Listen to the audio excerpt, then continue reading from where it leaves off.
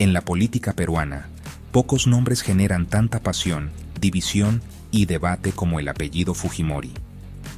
Durante más de 3 décadas, el fujimorismo ha sido una fuerza dominante, una presencia constante que se niega a desaparecer. Nacido del gobierno de Alberto Fujimori en los años 90, este movimiento político ha mutado, sobrevivido a escándalos y se ha adaptado a nuevos escenarios. Su influencia no se limita al pasado. En la última década, desde 2015 hasta hoy, 2025, ha sido un actor protagónico, capaz de desestabilizar gobiernos, definir elecciones y reconfigurar alianzas. Entender el fujimorismo es indispensable para comprender la turbulenta realidad política del Perú contemporáneo. El movimiento se sostiene sobre 2 pilares aparentemente contradictorios. Por un lado, evoca el recuerdo de un gobierno que, para sus seguidores, derrotó al terrorismo de Sendero Luminoso y estabilizó una economía en ruinas. Esta narrativa del Salvador le ha garantizado una base de apoyo leal y disciplinada, especialmente en sectores populares que se sintieron beneficiados por sus políticas. Por otro lado, para sus detractores, el fujimorismo es sinónimo de autoritarismo, corrupción sistemática y desprecio por las instituciones democráticas y los derechos humanos. Esta visión del villano ha alimentado un poderoso sentimiento antifujimorista que moviliza a una parte significativa del país en su contra. A lo largo de los últimos 10 años, hemos visto al fujimorismo en todas sus facetas. Lo hemos visto como una fuerza de oposición implacable en el Congreso, capaz de poner en jaque a presidentes. También lo hemos visto envuelto en graves acusaciones de corrupción que han llevado a su lideresa, Keiko Fujimori, a prisión preventiva en repetidas ocasiones. Hemos sido testigos de cómo su discurso ha polarizado a la sociedad hasta extremos insostenibles, especialmente durante las campañas electorales. Y más recientemente, hemos observado su sorprendente pragmatismo al convertirse en el principal soporte de un gobierno sin partido, el de Dina Boluarte. Este ensayo busca analizar el rol del fujimorismo en la política peruana de la última década. Exploraremos su estrategia en el Congreso, el impacto de los escándalos de corrupción en la confianza pública, la profunda división social que genera y su reciente cambio de rumbo. A través de ejemplos claros, se pretende ofrecer una visión completa de cómo esta fuerza política ha moldeado, para bien o para mal, el destino reciente del Perú. Fujimorismo, salvador o villano, sigue siendo una pregunta abierta, pero su importancia como actor central en la historia reciente del país es un hecho innegable.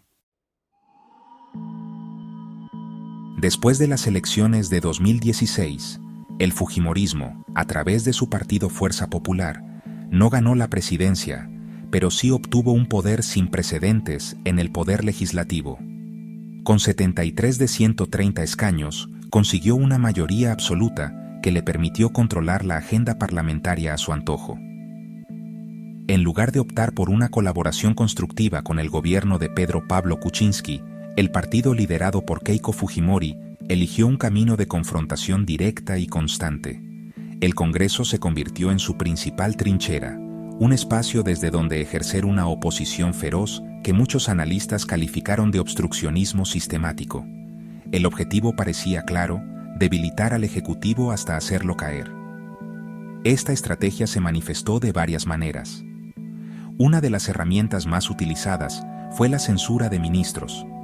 El caso más emblemático fue el de Jaime Saavedra, ministro de Educación, quien impulsaba una reforma universitaria que afectaba los intereses de universidades privadas vinculadas a algunos congresistas fujimoristas.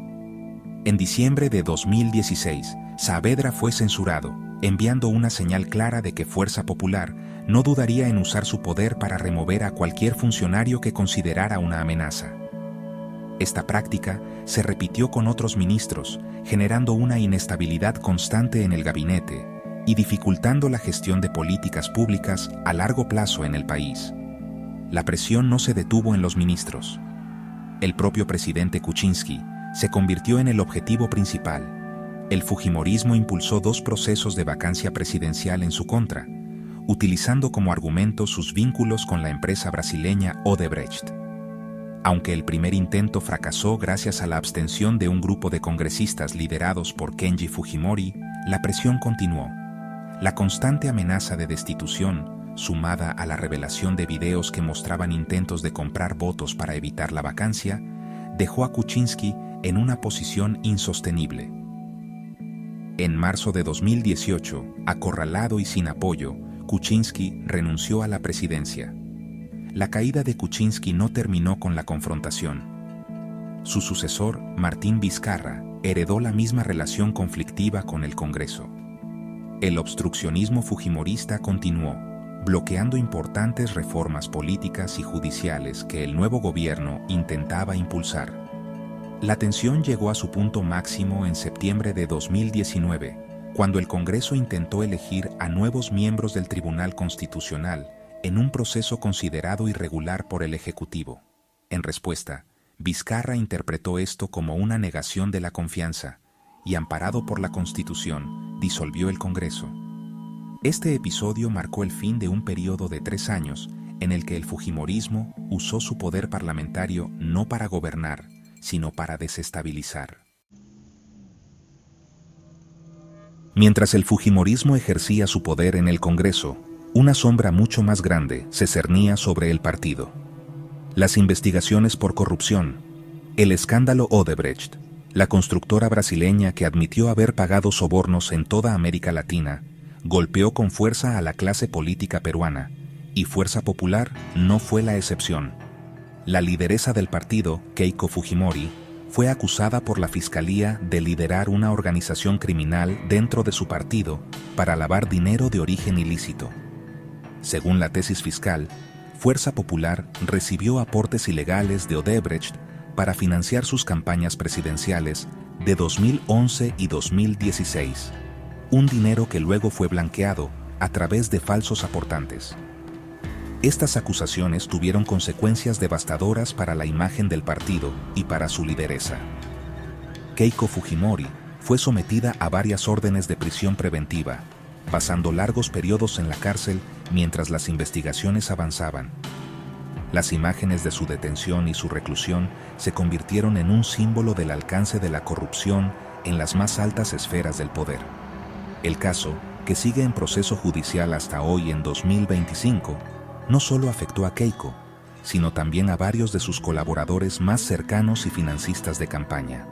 Esto reforzó en la opinión pública la percepción de que el fujimorismo, a pesar de su discurso de mano dura, estaba profundamente implicado en las mismas prácticas corruptas que decía combatir. El impacto de estos escándalos fue más allá de lo judicial. Socavaron profundamente la confianza de los ciudadanos en las instituciones políticas. Para muchos peruanos, el caso Odebrecht confirmó sus peores sospechas, que los partidos políticos son maquinarias diseñadas para acceder al poder y enriquecerse ilícitamente. El fujimorismo, que se presentaba como una alternativa a la política tradicional, quedó expuesto como parte del mismo sistema. Esta desconfianza generalizada ha sido uno de los factores clave detrás de la inestabilidad política de los últimos años, alimentando un sentimiento de que se vayan todos y abriendo la puerta a opciones políticas radicales y populistas. La lucha contra la corrupción se convirtió así en un campo de batalla político. Mientras los fiscales avanzaban con sus investigaciones, el fujimorismo y sus aliados en el Congreso eran acusados de intentar obstruir la justicia.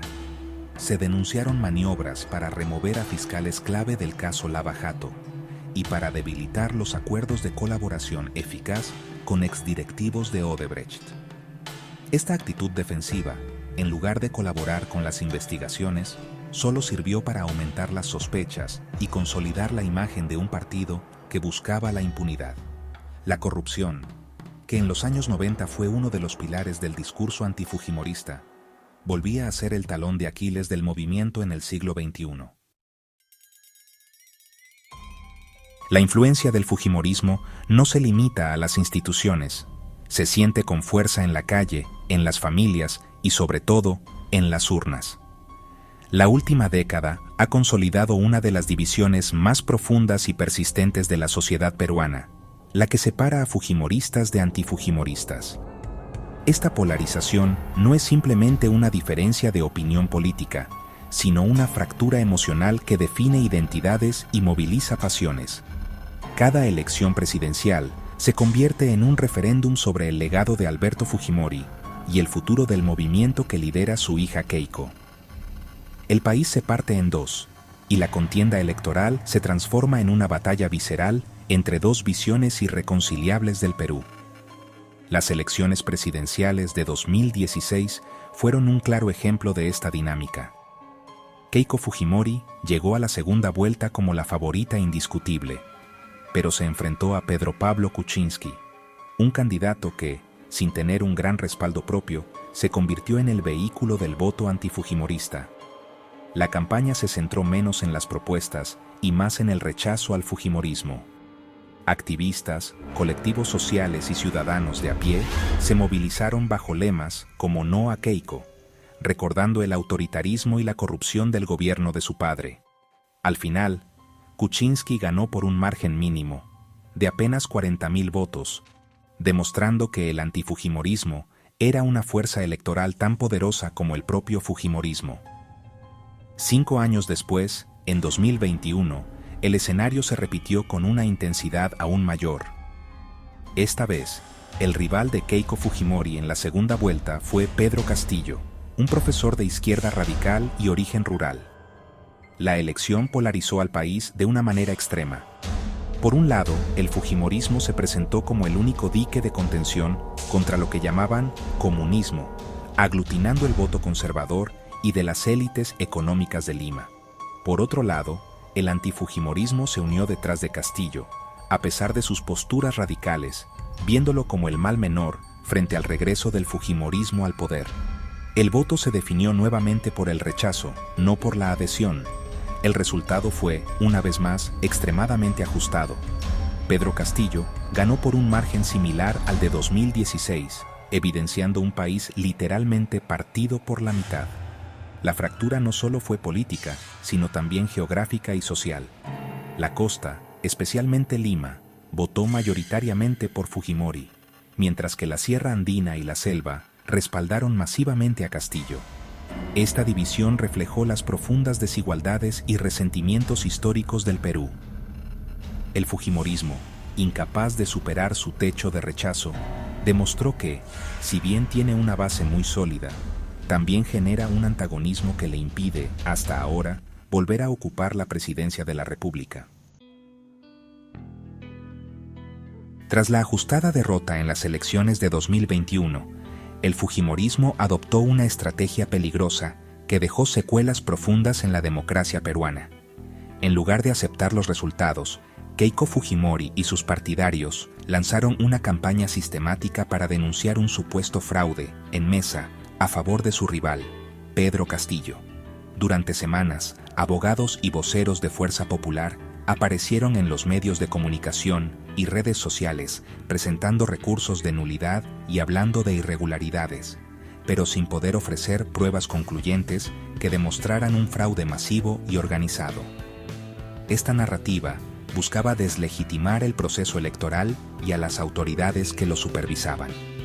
El objetivo de esta campaña no era solo revertir el resultado, sino también sembrar la duda sobre la integridad del sistema democrático. Instituciones como la Oficina Nacional de Procesos Electorales y el Jurado Nacional de Elecciones, que durante años habían sido un pilar de la democracia peruana, fueron atacadas y acusadas de ser cómplices del supuesto fraude. Esta estrategia minó la confianza de una parte importante de la población en la validez de su propio voto y en la imparcialidad de las entidades electorales. Se generó un clima de tensión y confrontación que duró semanas, manteniendo al país en vilo y erosionando los cimientos de la convivencia democrática. Las consecuencias de este discurso han sido duraderas. Aunque la victoria de Castillo fue finalmente proclamada y reconocida por la comunidad internacional, la narrativa del fraude caló hondo en los seguidores del fujimorismo y otros sectores de la derecha. Esta idea se convirtió en un argumento recurrente para deslegitimar al gobierno de Castillo desde su primer día, contribuyendo a la inestabilidad y la crisis política que marcarían su corto mandato. La estrategia del fraude no solo dañó la transición de poder en 2021, sino que también dejó una herida abierta en el tejido social, proveyendo de munición a quienes buscan debilitar las instituciones para sus propios fines políticos. Esta acción del fujimorismo fue ampliamente criticada por observadores nacionales e internacionales, quienes la compararon con tácticas similares vistas en otras partes del mundo para socavar procesos democráticos. Se argumentó que, al no aceptar una derrota legítima, Fuerza Popular estaba priorizando sus intereses partidarios por encima de la estabilidad del país. El episodio del fraude de 2021 es un capítulo oscuro en la historia reciente del Perú y un recordatorio de lo frágil que puede ser la confianza en la democracia cuando los actores políticos deciden jugar fuera de las reglas del respeto a la voluntad popular. Dentro de la saga del fujimorismo, la figura de Kenji Fujimori representa un capítulo de división interna, pragmatismo y conflicto familiar que tuvo un impacto significativo en la política peruana. Como hijo menor de Alberto Fujimori, Kenji se perfiló durante un tiempo como una cara más amable y dialogante del movimiento, en contraste con el estilo más confrontacional de su hermana Keiko. Elegido congresista con la votación más alta en 2016, Kenji comenzó a mostrar diferencias con la línea dura de Fuerza Popular, abogando por un enfoque menos obstruccionista y buscando la liberación de su padre por la vía del indulto humanitario, en lugar de la confrontación política. Esta diferencia de estrategia generó una ruptura profunda dentro del partido y de la propia familia Fujimori. Mientras Keiko y la mayoría de la bancada de Fuerza Popular mantenían su ofensiva contra el gobierno de PPK Kenji, y un pequeño grupo de congresistas leales, conocidos como los Avengers, comenzaron a actuar de forma independiente. El punto de quiebre llegó en diciembre de 2017, durante el primer intento de vacancia contra Kuczynski Kenji, y su bloque se abstuvieron de votar, salvando al presidente de la destitución. A cambio, pocos días después, PPK concedió el polémico indulto humanitario a Alberto Fujimori. La liberación de su padre pareció darle la razón a Kenji, pero la tregua fue corta. Su acción fue vista como una traición por la facción mayoritaria de Fuerza Popular, liderada por su hermana, lo que resultó en su expulsión del partido. La pugna entre los hermanos Fujimori se convirtió en un espectáculo público que evidenció la lucha por el control del legado político familiar. Kenji intentó capitalizar su popularidad formando su propio partido, Cambio 21, pero su carrera política sufrió un golpe devastador con la difusión de los Mamani videos. En estas grabaciones, se le veía a él y a sus asesores intentando comprar el voto de un congresista para evitar la segunda vacancia de PPK. Este escándalo, que precipitó la renuncia de Kuczynski en marzo de 2018, destruyó la imagen de renovador que Kenji había intentado construir. Fue suspendido del Congreso y enfrentó un proceso judicial que lo mantuvo alejado de la primera línea política durante varios años. Aunque en 2025, su nombre vuelve a sonar en algunas encuestas con una imagen relativamente positiva, su trayectoria muestra las complejidades y contradicciones del fujimorismo. Su intento de crear una vía alterna, más pragmática y menos confrontacional, terminó enredado en las mismas prácticas de la política tradicional que decía querer cambiar, demostrando lo difícil que es escapar de la sombra del poder. La historia reciente del fujimorismo está marcada por su capacidad de adaptación y pragmatismo. Después de años de ser la fuerza de oposición más dura y desestabilizadora, el partido dio un giro de 180 grados tras la caída de Pedro Castillo y la asunción de Dina Boluarte a la presidencia en diciembre de 2022. De repente, el fujimorismo, que había sido el principal enemigo de los gobiernos anteriores, se convirtió en el principal soporte parlamentario de la nueva mandataria. Esta alianza, que muchos han calificado como un matrimonio por conveniencia, ha sido clave para la supervivencia del gobierno de Boluarte, a pesar de su enorme impopularidad. El cambio de estrategia fue radical. El fujimorismo pasó de presentar mociones de vacancia y censurar ministros a usar su influencia en el Congreso para blindar al gobierno.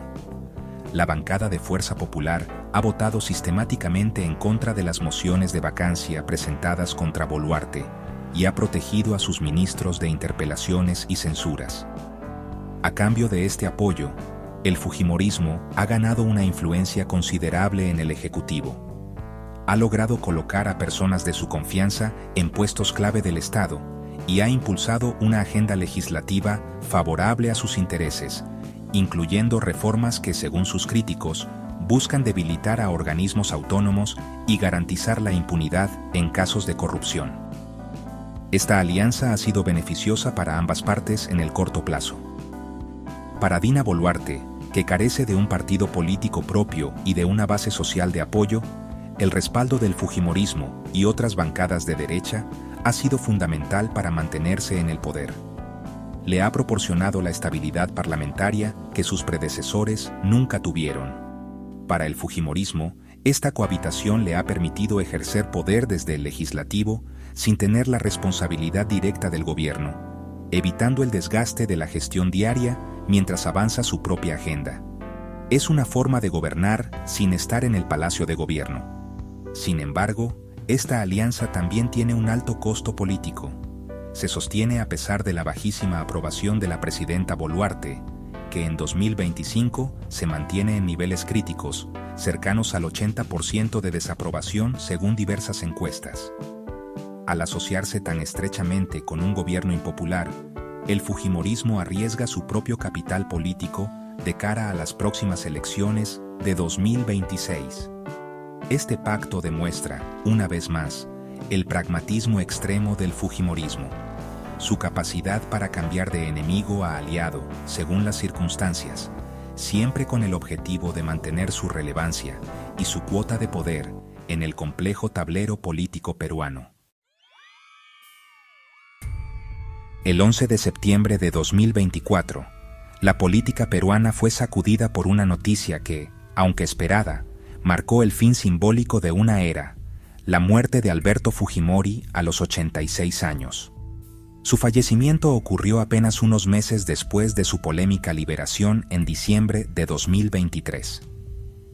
El Tribunal Constitucional había restituido un indulto humanitario que se le otorgó en 2017, una decisión que ignoró las sentencias de la Corte Interamericana de Derechos Humanos que exigía que cumpliera su condena. Fujimori había sido sentenciado en 2009 a 25 años de prisión por crímenes de lesa humanidad, específicamente por las masacres de Barrios Altos y La Cantuta, y por el secuestro de un periodista y un empresario. La figura de Alberto Fujimori siempre fue el epicentro del movimiento que lleva su nombre. Para sus seguidores, él era el líder que salvó al Perú del caos, el terrorismo y la hiperinflación. Su muerte generó muestras de dolor y homenajes por parte de este sector de la población, que lo venera como un héroe nacional. Para sus detractores, sin embargo, su fallecimiento no borra su legado de autoritarismo, corrupción y violaciones a los derechos humanos. Su muerte reabrió el debate sobre su gobierno, recordando tanto sus logros en la pacificación y la economía como el autogolpe de 1992, la corrupción generalizada y los crímenes por los que fue condenado. La muerte del patriarca plantea interrogantes cruciales sobre el futuro del fujimorismo. Sin su figura tutelar, ¿podrá el movimiento mantenerse unido y relevante? Durante años, la libertad de Alberto Fujimori fue la principal bandera de lucha de sus hijos, Keiko y Kenji. Ahora que él ya no está, el movimiento debe redefinir su propósito y su liderazgo. Keiko Fujimori, como heredera natural, enfrenta el desafío de consolidar su control sobre el partido y de renovar un discurso que ya no puede girar en torno a la figura de su padre. La desaparición física del líder histórico obliga al fujimorismo a mirar hacia el futuro. Pocos meses antes de su muerte, En julio de 2024, Keiko había anunciado que su padre tenía la intención de postularse nuevamente a la presidencia, un plan que su fallecimiento truncó. Esta noticia, aunque improbable de concretarse, demostraba el peso que su figura seguía teniendo. Ahora, el fujimorismo debe navegar las aguas de la política peruana sin su ancla histórica. Su legado, una compleja mezcla de logros y crímenes, seguirá siendo un tema de intenso debate nacional. Su muerte no cierra el capítulo del fujimorismo, pero sí obliga a sus herederos a escribir las siguientes páginas por sí mismos. A lo largo de la última década, el fujimorismo ha demostrado una notable capacidad de resiliencia y adaptación, manteniéndose como uno de los actores más influyentes y controvertidos de la política peruana. Su trayectoria ha sido un viaje turbulento, pasando de ser una mayoría parlamentaria obstruccionista a ser el soporte de un gobierno débil, todo mientras enfrentaba graves acusaciones de corrupción y lidiaba con profundas divisiones internas. Ya sea como salvador para sus leales seguidores o como villano para sus acérrimos detractores, su presencia ha definido en gran medida la agenda política, social y electoral del Perú contemporáneo. El fujimorismo ha impactado la política peruana de múltiples formas. Su estrategia de confrontación entre 2016 y 2019 contribuyó directamente a una era de inestabilidad sin precedentes, que culminó con la renuncia de un presidente y la disolución de un Congreso. Al mismo tiempo, su presunta implicación en el caso Odebrecht profundizó la crisis de confianza de los ciudadanos en la clase política. En el ámbito social, su figura ha sido el catalizador de una polarización extrema, partiendo al país en dos mitades irreconciliables en cada elección presidencial, y su denuncia de fraude en 2021 dejó una herida en la credibilidad de las instituciones democráticas. El reciente giro pragmático, al aliarse con el gobierno de Dina Boluarte, muestra su faceta más camaleónica. Esta movida le ha permitido seguir ejerciendo poder e influencia desde el Congreso, demostrando que su principal objetivo es la supervivencia y la relevancia política, sin importar las alianzas que deba forjar. La muerte de su líder fundador, Alberto Fujimori, cierra un ciclo, pero no necesariamente el del movimiento. Ahora, bajo el liderazgo de Keiko Fujimori, el fujimorismo enfrenta el reto de redefinirse de cara a las elecciones de 2026 y de convencer a un electorado que le ha negado la presidencia en 3 ocasiones consecutivas. En definitiva, la última década ha consolidado al fujimorismo como una fuerza permanente y paradójica. Es un movimiento con una base electoral sólida, pero con un techo de rechazo igualmente fuerte. Es un partido que habla de orden y mano dura, pero que ha sido golpeado por escándalos de corrupción. Es una fuerza capaz de desestabilizar gobiernos, pero también de sostenerlos. Entender esta complejidad es fundamental para analizar el Perú de hoy, un país cuya estabilidad y futuro democrático siguen, en gran medida, ligados al destino de esta controvertida herencia política que se niega a desaparecer.